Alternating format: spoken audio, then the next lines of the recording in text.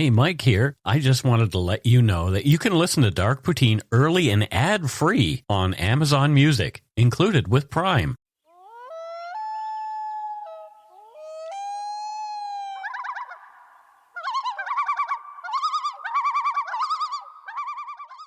Welcome back to Dark Poutine. I'm Mike Brown. With me, as usual, is my good friend Matthew. I'm glad you came back again. How was your week? My week was good. I met up with an old friend that went from nursery school through high school together with me. I have a few of those. They're great. Yeah. The views, information, and opinions expressed during the Dark Poutine podcast are solely those of the producer and do not necessarily represent those of Curious Cast, its affiliate, Global News, nor their parent company, Chorus Entertainment. Dark Poutine is not for the faint of heart or squeamish. Our content is often intense and some listeners may find it disturbing. We're not experts on the topics we present, nor are we journalists. We're two ordinary Canadian schmoes chatting about crime and the dark side of history. Let's get to it. Put on your toque, grab yourself a double-double and a Nanaimo bar. It's time to scarf down some Dark Poutine. Yo quiero Dark Poutine. Oh, yo quiero? What does that mean? I want. Oh, well, there you go. Remember the Taco Bell Chihuahua? Yes. There you go. Ah.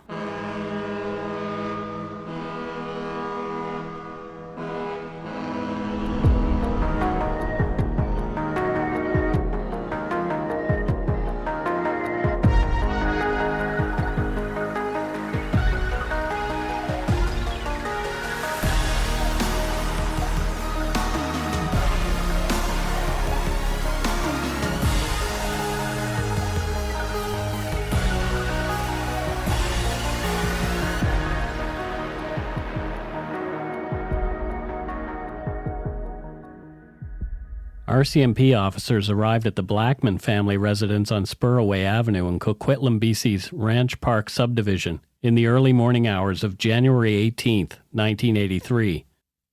A neighbor had called 911 after hearing screams and then witnessing what appeared to be a domestic argument across the street that had escalated into a shooting.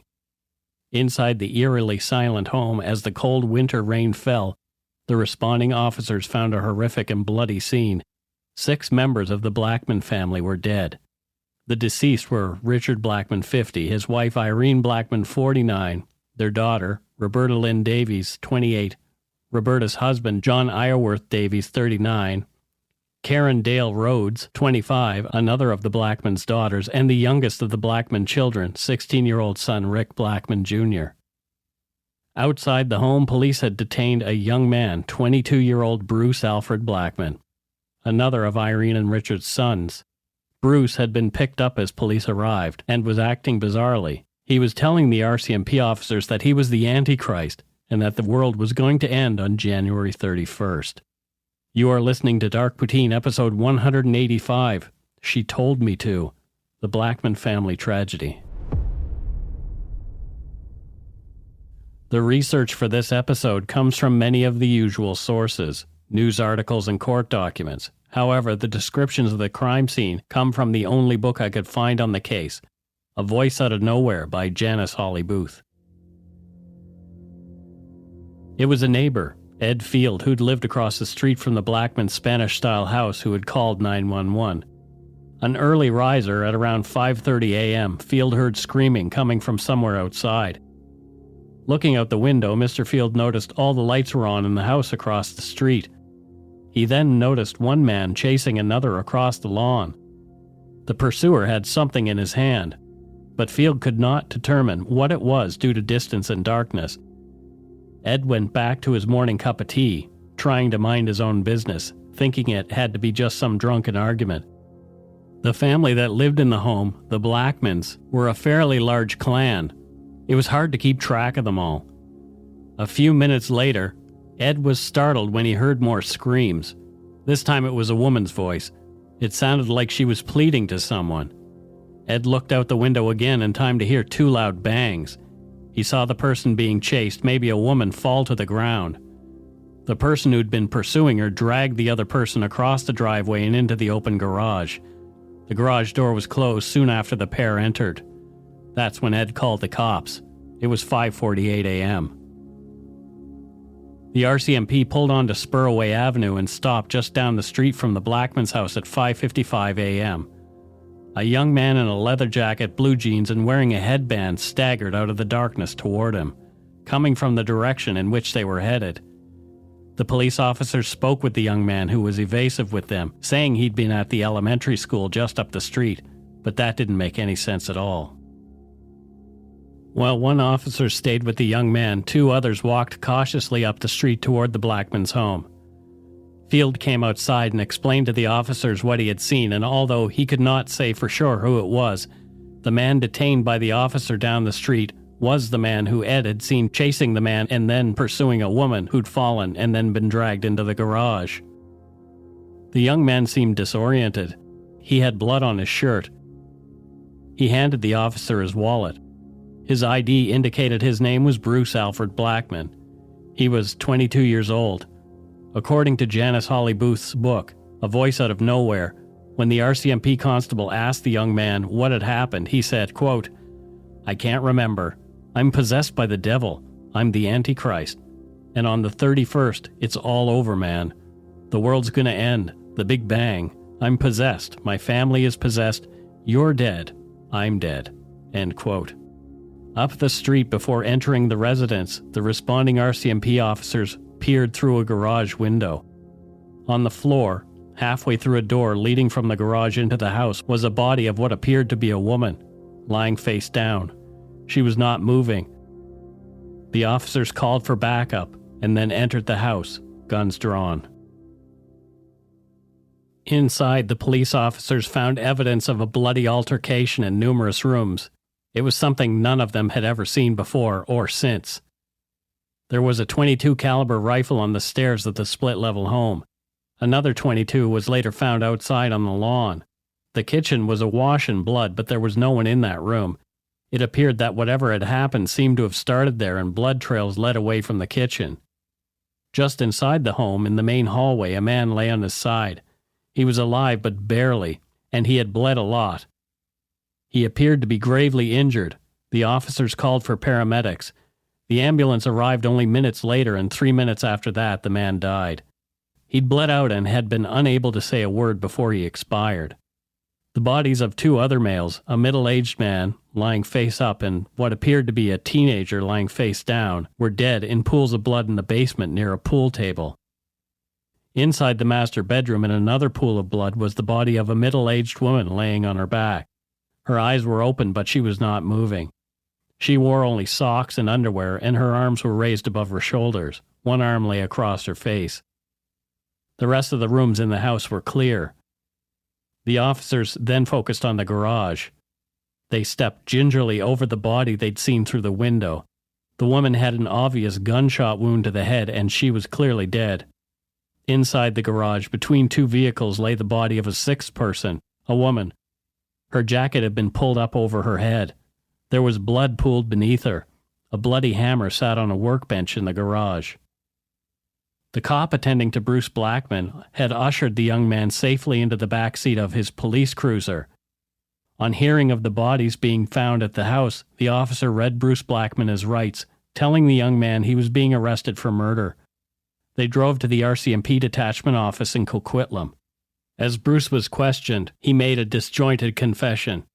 He blamed the massacre of his family on voices that had been tormenting him and telling him what to do for months.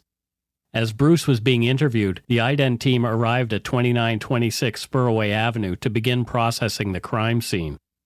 The word was out that there'd been a multiple slaying in the quiet Coquitlam subdivision.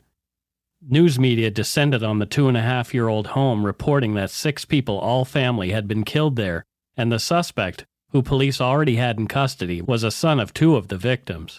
Neighbors milled around the outside watching police do their thing and wheel out 6 bodies covered by blue blankets for transport to the morgue. All of them were shocked that something like this could have happened in their neck of the woods. People who knew the family were devastated by the news. No one could believe what had happened. Richard Blackie Blackman, 50, was well-liked and hard-working guy and a member of the Vancouver Fire Department since 1978, working on one of the fireboats in Vancouver Harbor. He'd been a marine engineer before that. He'd died of multiple gunshot wounds. Irene Blackman had been shot twice. She worked as a clerk at the province newspaper and was also much loved, and her co-workers said she was kind and easy to get along with. According to an article in the province that day, she was seen as a mother figure by her juniors at the paper, which was par for the course as she was the matriarch of a large clan. 16-year-old Richard Blackman Jr. was also popular at Frederick Banting Junior Secondary School, where he played both hockey and football. He'd been executed with a single gunshot wound to the head. Karen Dale Rhodes, the Blackmans' 25-year-old daughter, had just separated from her husband, moving back home in the weeks before her death. She had been shot twice. Roberta Davies, the eldest of the murdered Blackman children, had been living in North Vancouver with her husband. She had been shot and beaten in the head with the hammer that cops had found in the garage. Roberta's husband, John Davies, was also one of the dead. He'd been shot multiple times and had also been beaten in the head with the same hammer. In the months before the massacre, Bruce's behavior had become increasingly erratic and bizarre, and the Blackmans were afraid of what he might do. He was claiming over and over that he was possessed by the devil. The family considered having him committed. Bruce's issues had begun years earlier while he was attending Argyle Secondary School in North Vancouver. Bruce was not the best student. He seemed distracted and did not take school very seriously. His twin brother Barry got much better grades. Looking exactly alike was pretty much where the similarities ended. According to Janice Booth's book, quote, even though they had always dressed alike until grade 7, their differences were becoming apparent. Barry was organized and logical. Bruce was erratic and impulsive. Barry dressed well and kept his hair short. Bruce grew his hair long and would sometimes wear the same clothes for a week, end quote. As he stumbled through a few years of high school, in his twin brother's shadow, Bruce had started partying a lot. Smoking weed was his thing. He didn't finish high school spectacularly. Again, Barry was Bruce's opposite, graduating from school with good grades, joining the Canadian Armed Forces in 1980 and being relocated to Ottawa. For Bruce, though, the party continued, and he moved into an apartment on Lonsdale Avenue in North Van with a buddy. Bruce was working for the District of North Vancouver as a swamper on the back of a garbage truck. Other than a lack of ambition, Bruce seemed like an ordinary guy. He liked soccer and frisbee, he hunted and worked on cars and hung out with his friends. But in 1982, something seemed to be going wrong with him. Bruce, who never had been very interested in religion, began collecting pamphlets from the Jehovah's Witnesses who knocked on the door regularly, especially after Bruce had chatted with them once. He began obsessively reading the Bible. He said that the book held personal messages for him, and he found the book of Revelations particularly compelling. He was also hearing voices, often a female, and he went on tirades about Armageddon. He began wearing a headband that he refused to take off, calling it his crown of thorns. In October 1982, a disturbing incident occurred while on a hunting trip with his father and Barry, who was on a brief leave, and some others. The group were sitting around their campfire when Bruce leapt up ranting. According to the book, A Voice Out of Nowhere, quote, "You've fallen for a lie," he shouted. "Our government created war to make you kill, kill, kill. You can't kill and know God. You can't kill and be pure. You're all fucking hypocrites." End quote. Bruce went on like that for around 20 minutes before he suddenly went quiet, walked away, and went to bed. His dad apparently thought Bruce had been smoking too much weed and it had begun to affect his thinking. For the next couple of months, Bruce continued to spiral downward. The voice told him that she was God and that Bruce was the Antichrist. He stopped sleeping, and his drug use increased. He poured cups of coffee for people he believed to be in the room with him, but weren't. In early December, Barry, who was still in Ottawa with the armed forces, got a phone call from Bruce. Bruce told his twin brother that he was rarely eating, he could not sleep, and as well as hearing voices and getting messages from the Bible, there were also transmissions directed at him from the television. He was afraid to sleep, saying that the woman whose voice he heard in his head would kill him if he did. Bruce was certain that the world was going to end soon, most likely on the 31st of December. The Blackman family, knowing Bruce desperately needed help, involved a Vancouver psychiatrist, Dr. Harvey Breen. According to a later Vancouver Sun article, on December 16, 1982, Breen received a phone call from Blackman's sister, Roberta, who was concerned about her brother. Roberta told the doctor that her brother was highly confused and may have taken marijuana, cocaine, and LSD. Breen went to see Bruce Blackman the same day. He said that Bruce was reading the book of Revelations, was obsessed with the number 7, and wanted him to call a church to find the number of candles on the altar. Blackman told the doctor he was possessed by an all-powerful female, was lost in time, and was the Antichrist. Speaking about Bruce's general emotional state, Breen said, "The young man seemed highly frightened and excited." Breen came to the conclusion Blackman was in a psychotic state and diagnosed him with paranoid schizophrenia with delusions of grandeur. Breen had felt that a period of commitment would be the best for Bruce Blackman and drew up committal papers, which he gave to Bruce's father, Richard. Richard and Irene felt that commitment was too much and they'd have to think about it. Christmas and New Year's came and went and were relatively uneventful. Things were looking up. The family thought that things were getting better. Bruce had seen the doctor regularly and was talking with him. And we'll take a break right here.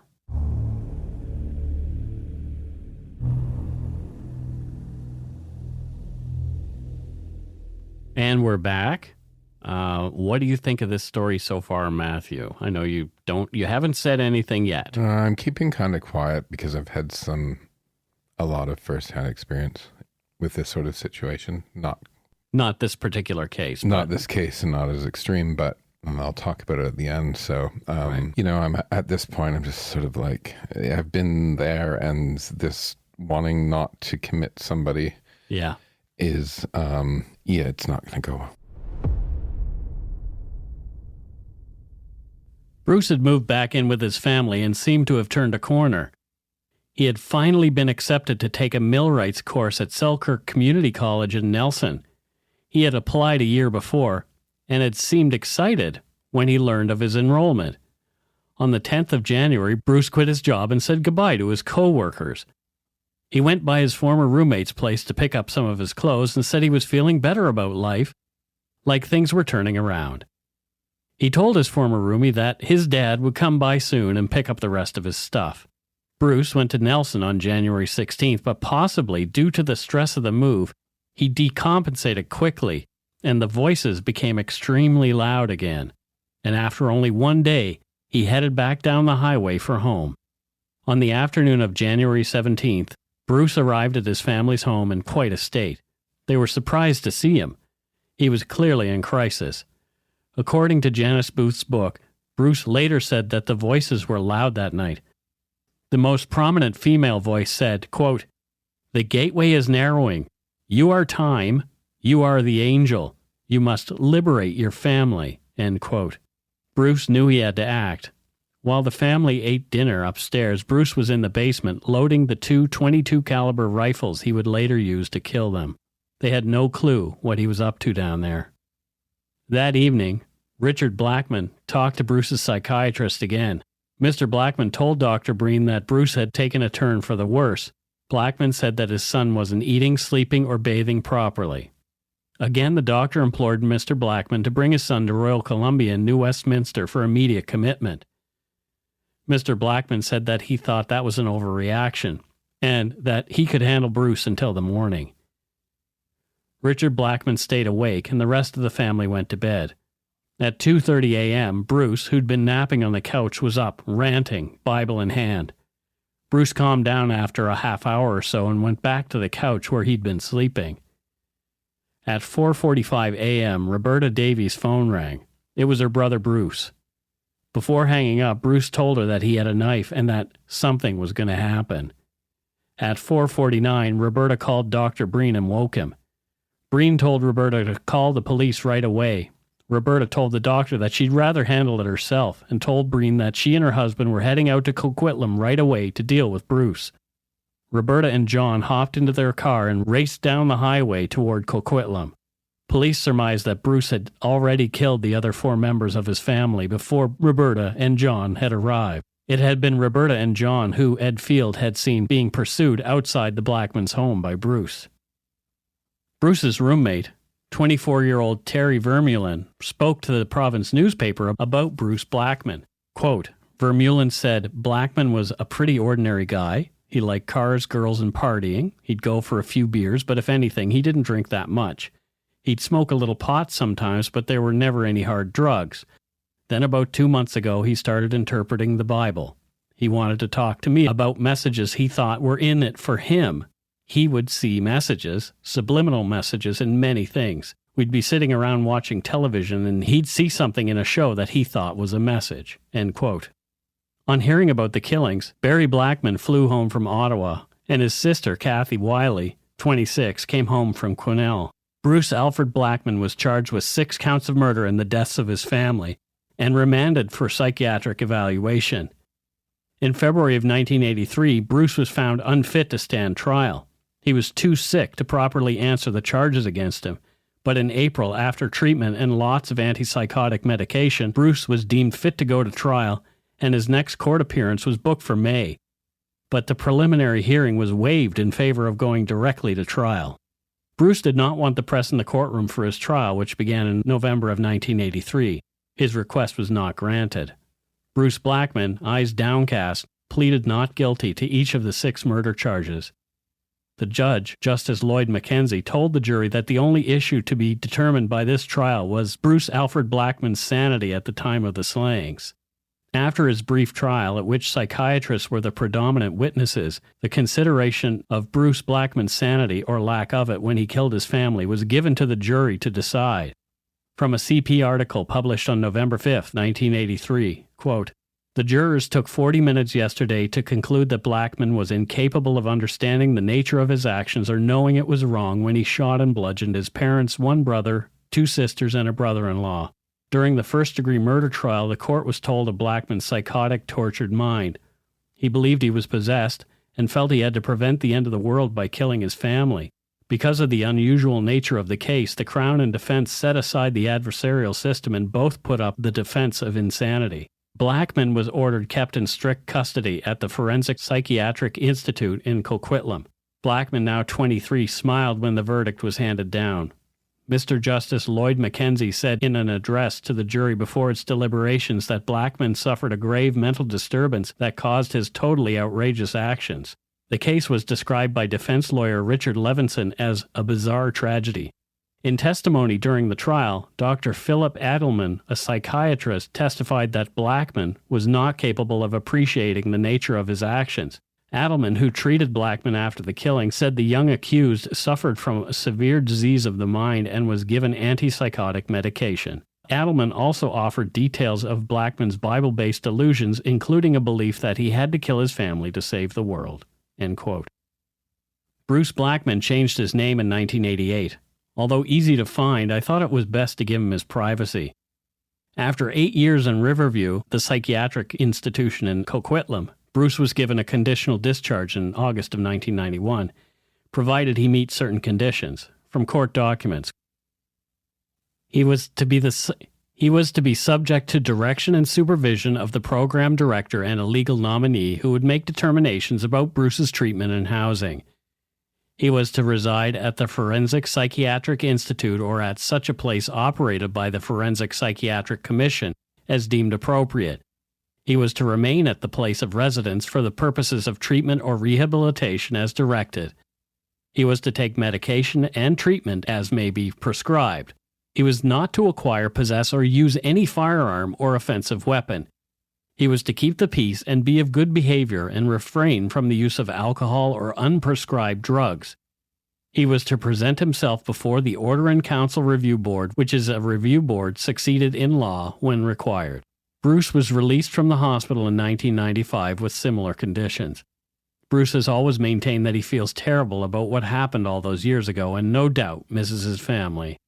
More than 30 years after the events of January 18, 1983, in a 2014 press release about the publication of her book on the case, A Voice Out of Nowhere, Janice Hawley Booth said, quote, "Telling this story now is important because with the closing of mental institutions across the United States and Canada, we have more mentally ill people living among us than ever before," she says.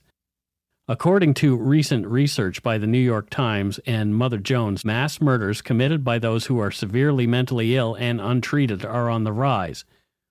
Everyone benefits when people with mental illnesses can easily access and receive the treatment they need.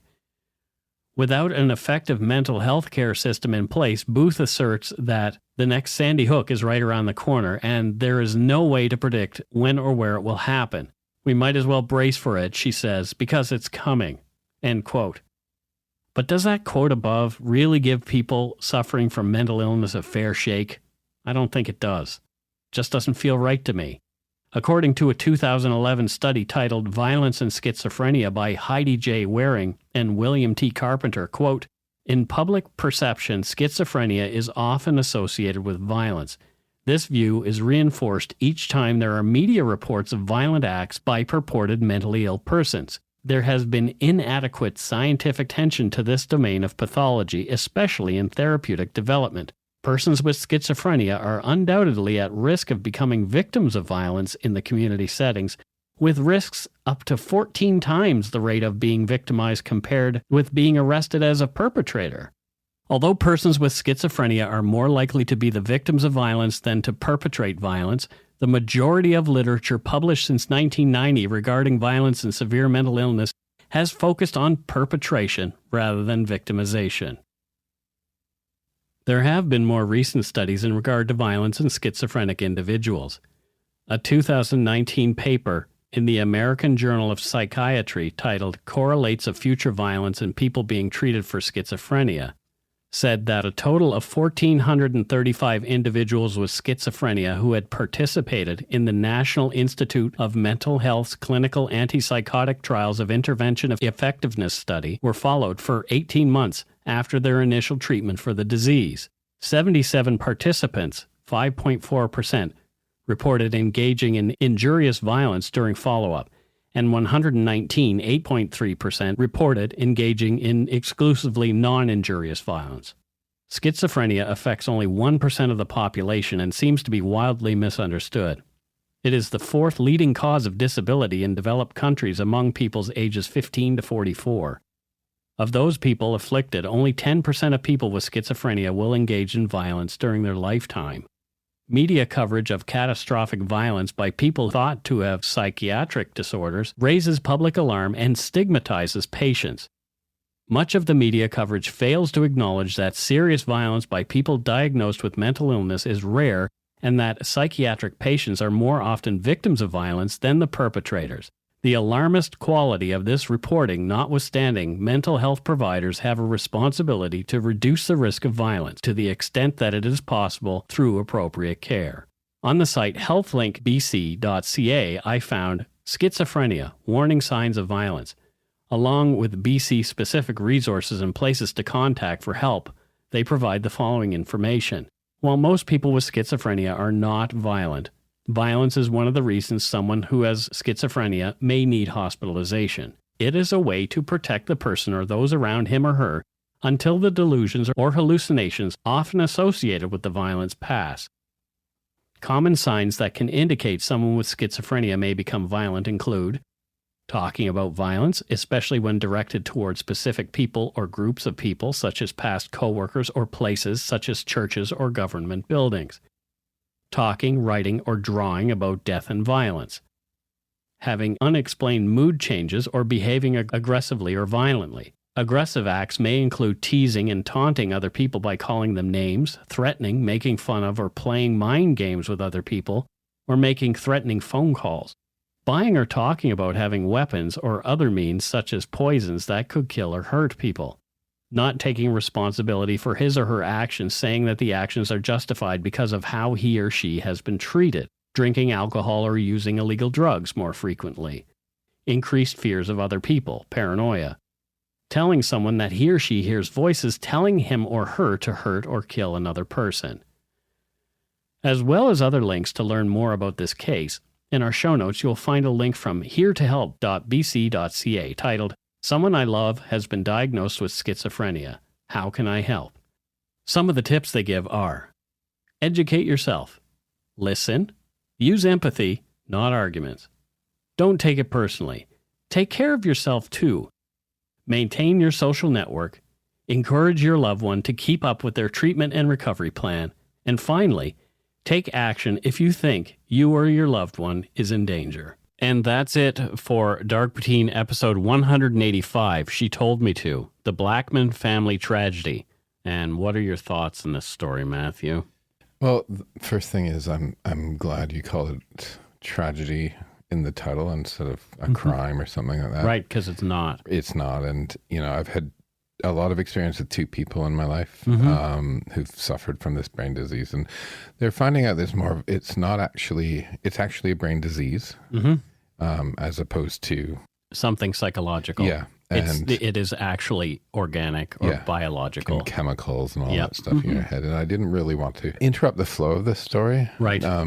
Because I just wanted you to get through it. Honestly, this is kind of a difficult one for me. For me too. And I think one of the reasons why I can't stand when people fake insane pleas is because I know people have been truly sick. Right. And you can kind of see from a mile away when somebody's faking it. This is somebody who was ill. You know, I actually had somebody once show up to my house in a full schizophrenic episode, just arrive at the front door. Yeah. I thought this person was off their tits on drugs when they first came in, and so we invited them in for dinner, and I was thinking of trying to sober them up, and then over time I realized it wasn't. This person wasn't high. And from that night, it was a long road for me and my whole family in the UK. I'll call them, and I ended up helping to get this person sectioned.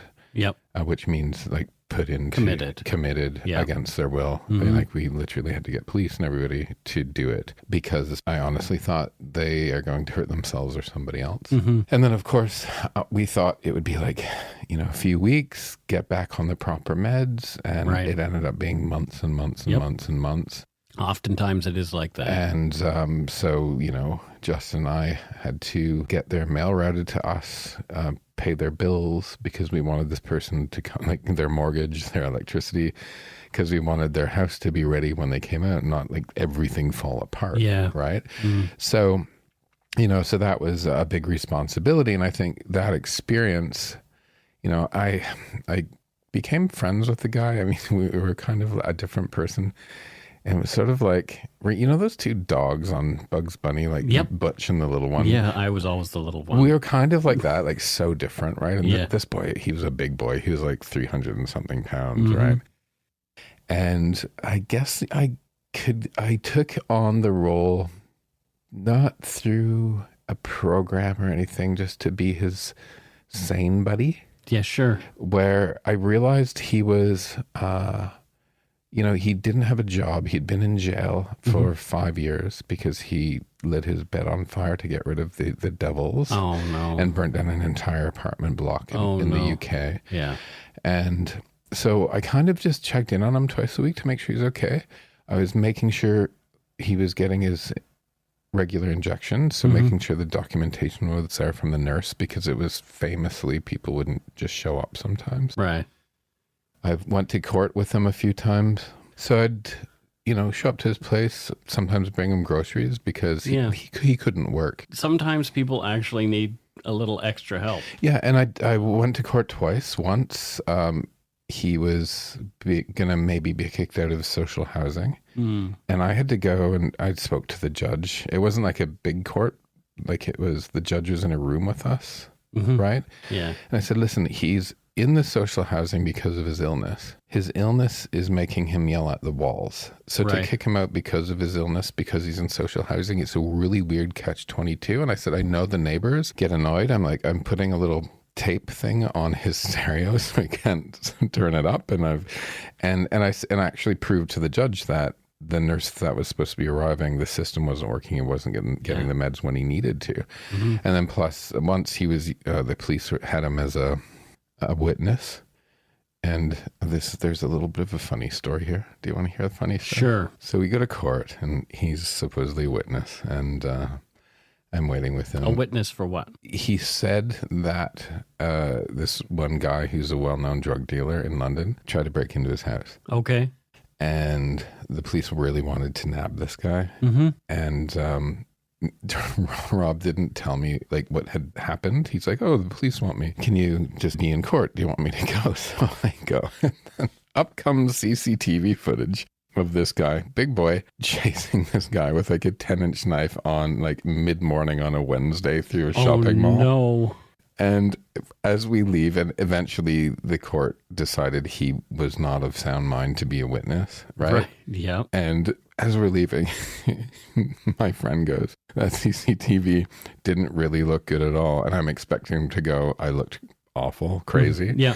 And he goes, yeah, the camera really does add 10 pounds.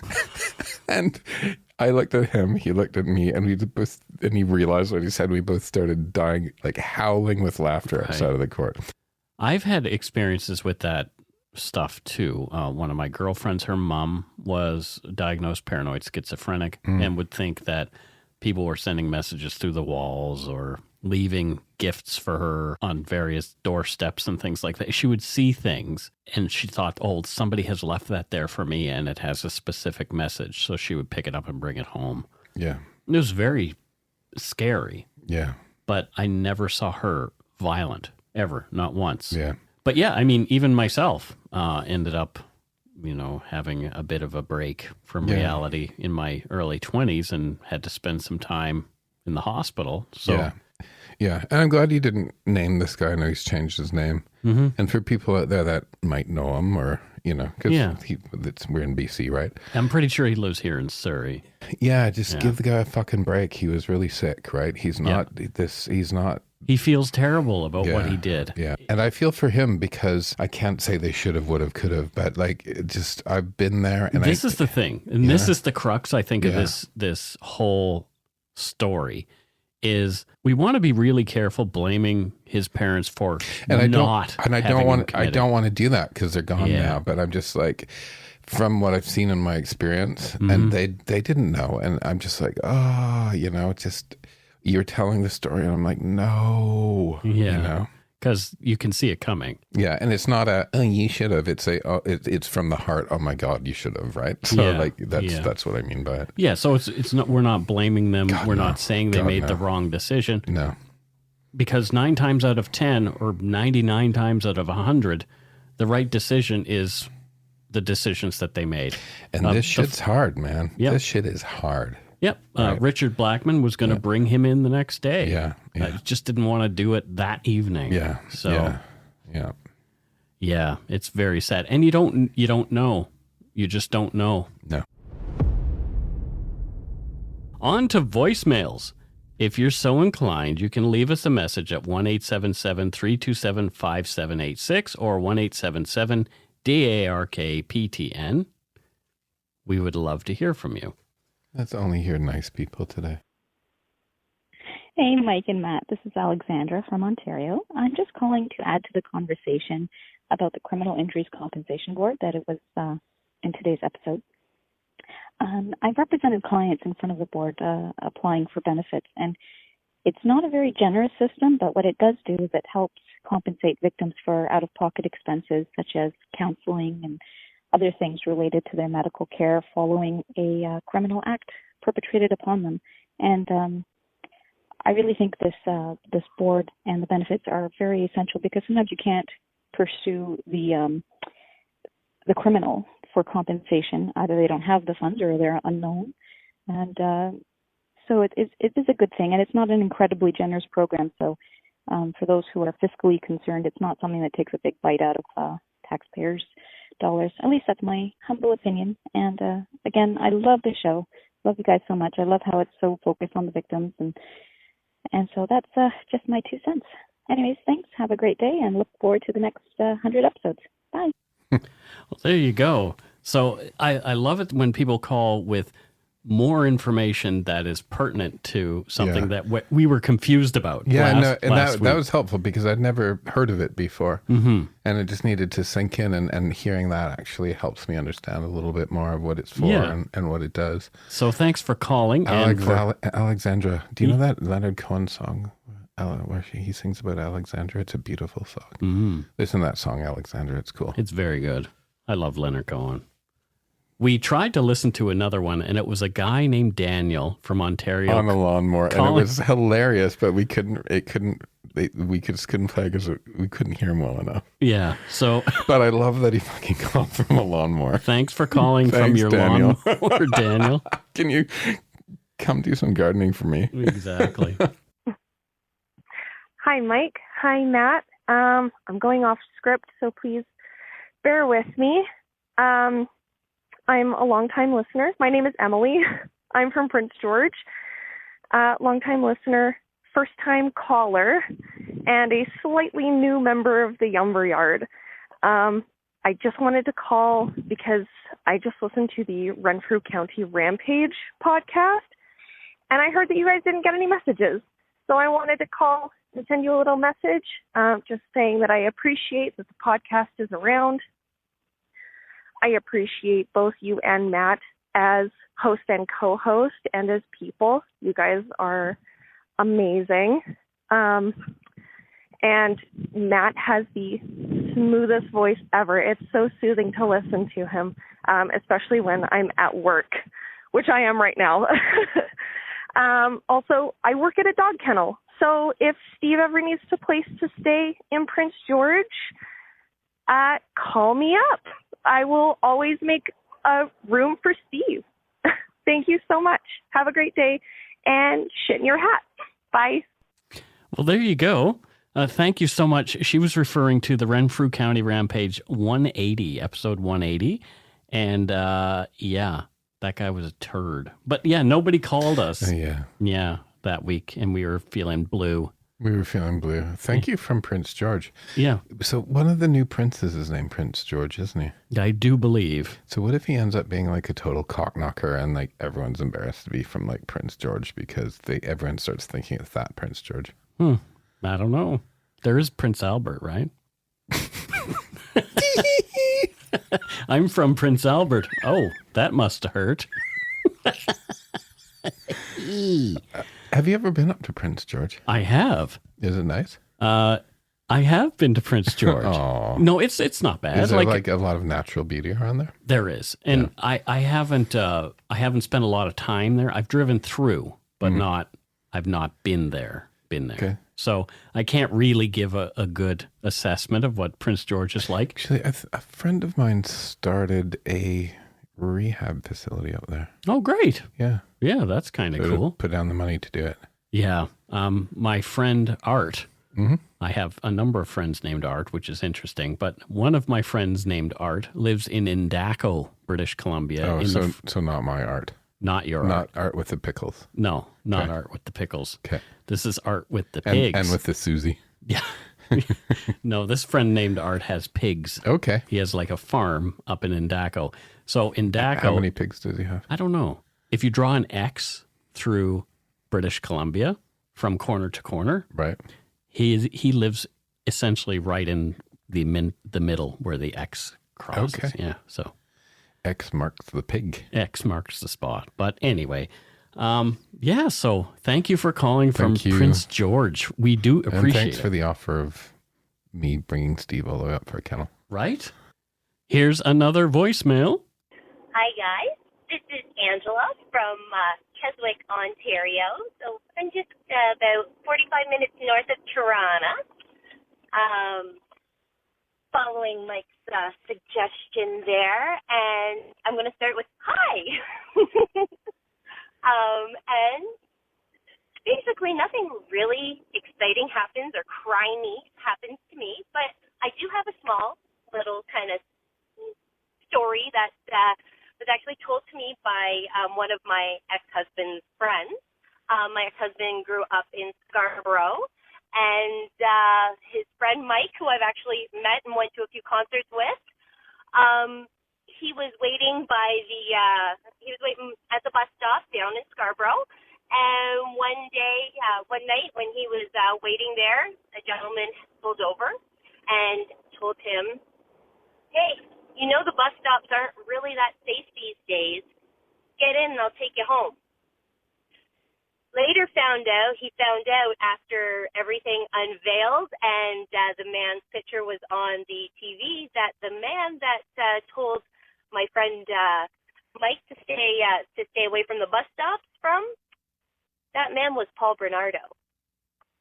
That's the closest I've ever gotten to any kind of crimey thing. But anywho, guys, love the podcast. Started out watching Bailey Sarian doing her thing. Got the boyfriend into watching that, and he stumbled upon Dark Poutine. So I've enjoyed binge listening to this while I'm sitting behind my desk doing accounting work. And so anywho, let's see if I can remember how to end this properly. I think Mike said to say, go shit in your hat. And you guys have a great one and keep doing what you're doing. Wow. I don't know if I've ever heard from anybody who had any connection at all, even though, it's a couple of degrees away, to Paul Bernardo. That's a case that I have been planning to cover. I want to do it the right way and dedicate at least 3 or 4 episodes to that. So it will be quite an epic, I think. Didn't he try changing his name to Teal at one? Yes, he actually has changed his name to Paul Teal. That's Teal. Yeah. With somebody like that, we will. Yeah. We will say what their new names are. That guy doesn't get to remain anonymous. Nope. But Bernardo is a creepy character. And isn't that interesting that you hear stories about these guys a lot of times?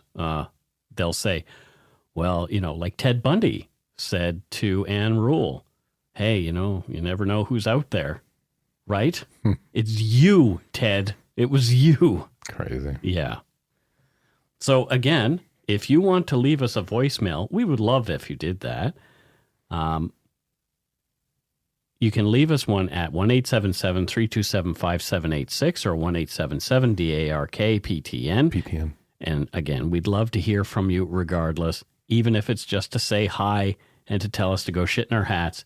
If you're stumped for what to chat with us about, a quick story is welcome, like that one. Try to keep it under 2 minutes, and often the best stories are the best voicemails are the ones that have been written out beforehand. Because, it is what it is. In longhand with a quill pen. With a quill. So now let's move on to Patreon. Let's see. Patreon. Yeah, I need to do those friggin' jingles. Patreon. Did you say she's from Cheslake? I think so. I'm trying to figure out where Cheslake is. I've never heard of it before. And whenever people say 45 minutes out of Toronto, I'm like, yeah, from which part of Toronto? Because you can be downtown in traffic for 45 minutes. Right? Like a 45 minutes as the crow flies, maybe? Yeah. But, All right. Let's see who became a patron this week. First up, from Hamilton, or Hammertown, Ontario, we have Gail Christie Logan. Gail. Yay. Dun, dun, dun, dun. What does Gail Christie Logan do there in Hamilton, Ontario?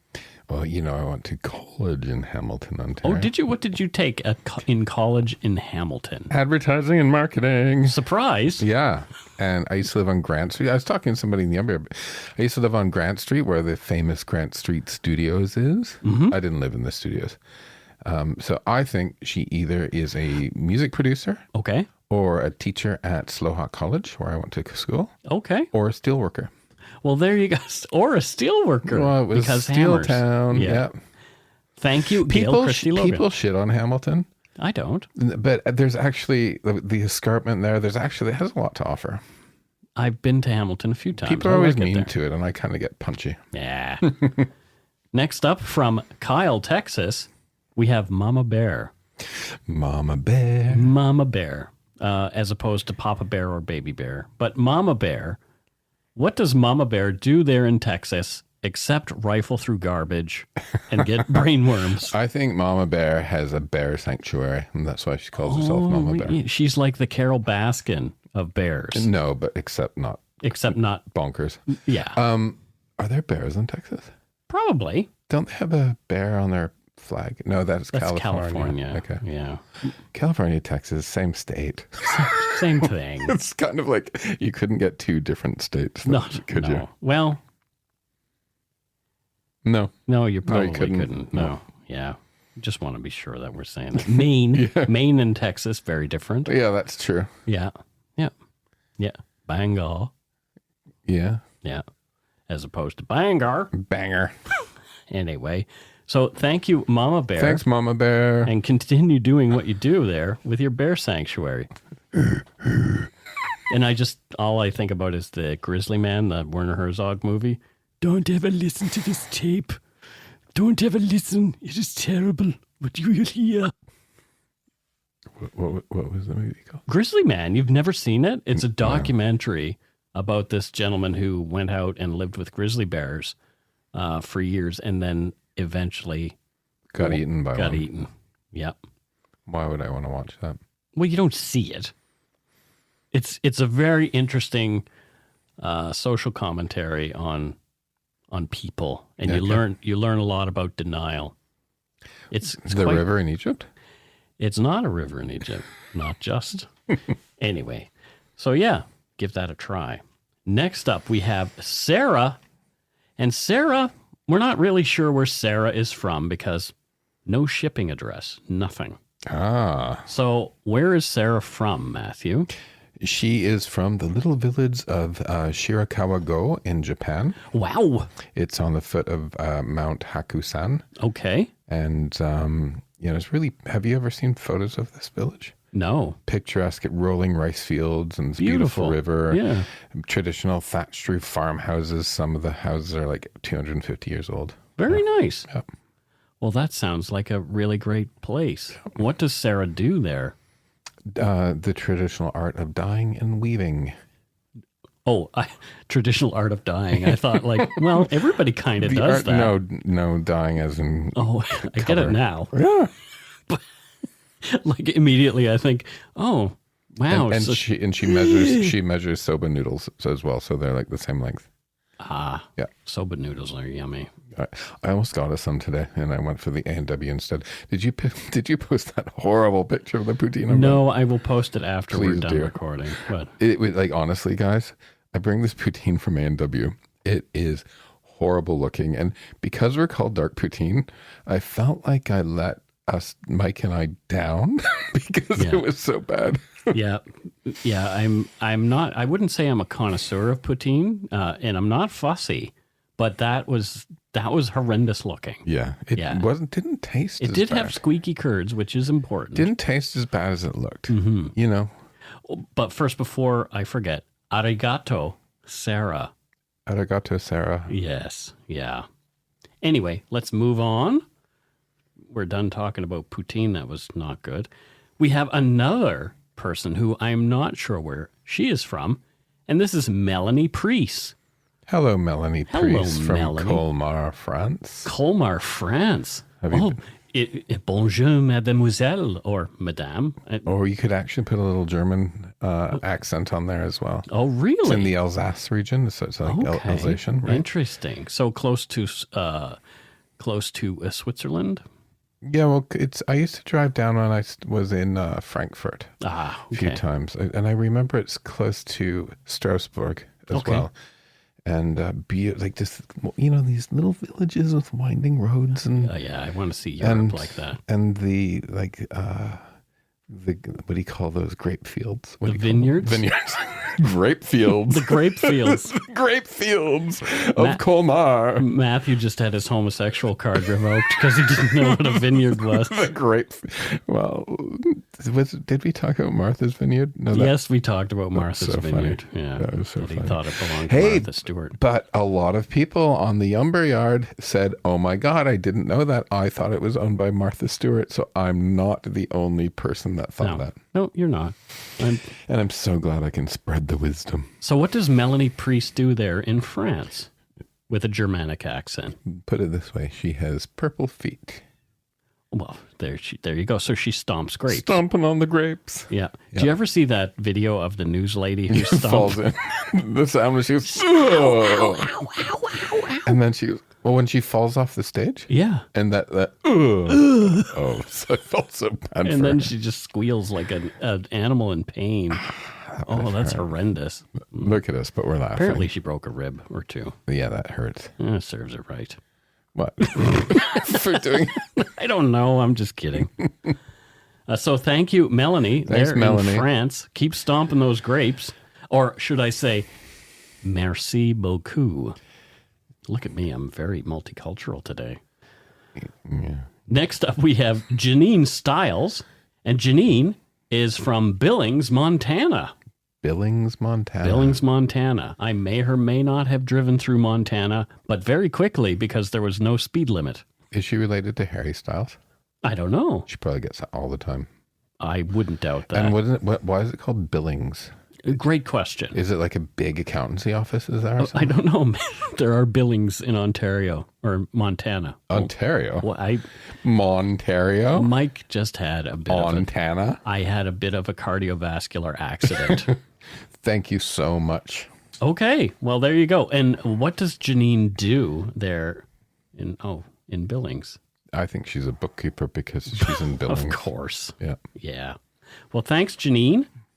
Next up, we have Stephen Scorb. And Stephen, I'm going to take a wild guess, is from Oran, Algeria. Oran, Algeria. What do you think Stephen does there in Oran? I think he's a specialist hashishan. Well, who shouldn't be doing hashish? Me and you, because that is not something that we do. I make hashish. Yes, you do. I'm about to launch a really nice one. There you go. Your company makes it. You don't personally make hashish. No, but I help. But I helped. I help the product development, the styles and types that we're going to go for. There you go. From consumer research. And Stephen helped me develop this one. Excellent. Yeah. Next, we have Avery Klein. And Avery is from Calgary, Alberta. Avery. From Calgary. From Calgary. And what does Avery do? What do they do there in Calgary? Avery is the artist that did that head sculpture in front of that big new tall building. There's a new tall building in Calgary? Yeah, it's sort of like, if I remember correctly, it's shaped somewhat like the Toronto City Hall, where it's sort of like a little... Like concave? Yeah, concave. And there's a big head sculpture that's kind of cool. And she's the artist that created that. And Avery is the artist that created that. Yeah. Very good. And she does all kinds of public... I don't know if Avery's a he or a she. Avery? It's a male or female name. Oh, really? Yeah. Okay, so if Avery is a boy, replace all of the she's with he's. Yeah. And if Avery is a girl, keep it the she's. And if Avery is non-binary, please change it to they. Yeah. But we love you anyway, so thank you. Thank you, Avery. It's hard doing this because we want to be sensitive to people's gender preference. Next, we have Tyra Morin, and Tyra is, did we say? Yeah, we did. And Tyra, next we have Tyra Morin. Boy, I'm a mess today. Next, we have Tyra Morin, and Tyra... Is she related to Tyra Banks? I don't know, but she lives in Prince George, British Columbia. Oh, another Prince Georgian. Yeah. So what do you think that Tyra Morin does there in Prince George? I think she works at that kennel. She works at the kennel. Yeah. Everybody works at the kennel. Everybody works at the kennel in Prince George. Well, there you go. I love people who take care of dogs. Me too. Because my dad he was a veterinarian. I guess he still is, technically. You're still a doctor until you... So if I was in... Sorry, which province are you from? Nova Scotia. If I was in Nova Scotia and I got a gunshot wound but didn't want the police to get involved, could your dad stitch me up? He probably could. Cool. That's good to know. Yeah. Next we have Nicole Clark. And Nicole is from Chase, British Columbia. And my friend Vicky... You know Vicky. She used to live in Chase. Okay. Yeah, Chase is a great little place. I like Chase. What does Nicole do there in Chase? She's the CEO of the Chase Bank, which is based in Chase. That is not true, but she is... Can you imagine? The global Chase Bank is from Chase, BC. Chase, BC. Oh, yeah. It would help the economy there, I'm pretty sure. Oh, yeah. Yeah. Well, thank you, Nicole. Thanks, Nicole. Next, we have Elizabeth Williams. And I don't know where Elizabeth is from. There's been a few people who were not so keen on giving us where they're from, but I am going to take a wild guess. I know where she's from. Okay, where's she from? Her last name is Williams. She's Welsh. Oh, she's Welsh? Yeah. Where in Wales is she from? Any particular place? Yes, she is from Cardiff. Cardiff. Yeah. That's not a Welsh accent. No. He's from Cardiff, Wales. There you go. Anthony Hopkins is Welsh as well. Okay. And so Shirley and then I Bassey. ate his liver with some Shirley fava beans Bassey and is a Welsh. nice Chianti. Of course, you do Anthony Hopkins, a gay guy, though. Shirley Bassey's from Wales. Diamonds are forever. Isn't Tom Jones from Wales? Yes, he It's is. not unusual to be loved by anyone. Yeah. My friend Jerry is from Wales. Jerry. Geraint is his Well, there real you proper go. name. Geraint. Really? Geraint is Does his he real- live over on the island? He lives in London, UK. Oh, okay. Because I know another guy with that exact same Geraint. name. He's Welsh.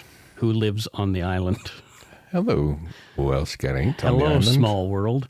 But anyway, yeah, well, Thank you. Thank you very much, Elizabeth Williams Thank you, Elizabeth.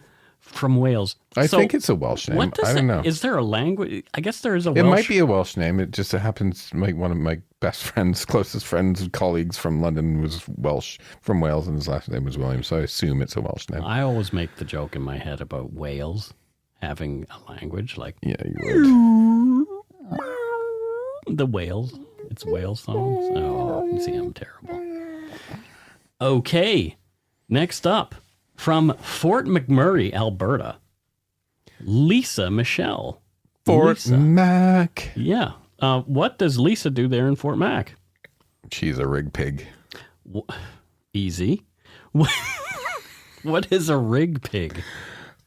A rig pig is the guy that works on the rigs. Okay. And I'm just being non-sexist, saying a girl could be a rig pig too. Yeah. Most women don't like being called a pig. Sorry. Let's redo this one. I didn't mean to. Redo this one. Okay. We could make a thing of it. It could be funny. No, I don't want to insult anyone. Okay, and what does Lisa do up there in Fort Mac? Okay, she probably works on the rigs. Right? Or she's a nurse. Or she's a nurse. I'll say that because my cousin, her husband, used to live up there. And one of them works on the rigs. And the other... one's a nurse. Yeah. Oh, well, there you go. Yeah. Fort Mac. How's Fort Mac doing after? Well, we've had like many towns burning down since then. It's Lytton, so sad. Lytton is being rebuilt. Yeah. There's a lot of people donating money for Lytton to be rebuilt, which is great. Fort Mac, I think, is bouncing back. Yeah, my cousins, they were fleeing. It was horrible. People's tires were melting as they were driving. 15,000 people evacuated. Yeah. Yeah. Anyway, hope those dark days are over, and thank you. Thank you so much, Lisa. And that is it for patrons. Let's move on to donut money donors. I'm typing the word donut into my search engine because, that's where we have the donut money donors is under donuts. Donut. All right. So here goes nothing. We don't have any donut money donors this week. That's okay this week because I'm trying to lose weight. There you go. So Matthew doesn't need donuts. However, Mike does. Actually, Matthew is trying to lose weight, but that doesn't mean we can't have donut money. We could have salad money. That's true. We'll call it donut money, but we'll have salad money. Yeah, it's I've donut decided salad. to get my shit together, people, and lose some weight.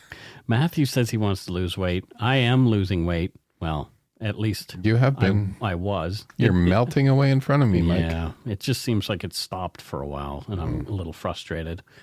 But anyway, I think I'll be okay. Eventually. Eventually, I'll be okay. Yeah. Thanks to all our patrons and donut money donors, past and present, for your generosity. It helps to keep the show going. You can become a patron of Dark Poutine at patreon.com/darkpoutine. For a one-time donation, you can send us donut money via PayPal using our email, darkpoutinepodcast@gmail.com. If you don't already subscribe to the show, it'd mean a lot if you did. You can easily find Dark Poutine on Apple Podcasts, Spotify, or wherever you listen to your favorite podcast. My book, Murder, Madness, and Mayhem, is available for pre-order via a link on the Dark Poutine website. And speaking of our website, please check out darkpoutine.com for show notes and other cool stuff. Please take the time to give Dark Poutine a like or a follow on Facebook and Instagram. Most importantly, thank you for listening and tell your friends about us. Word of mouth is a powerful thing. Until we return, don't forget to be a good egg and not a bad apple. Bye, everyone. Goodbye.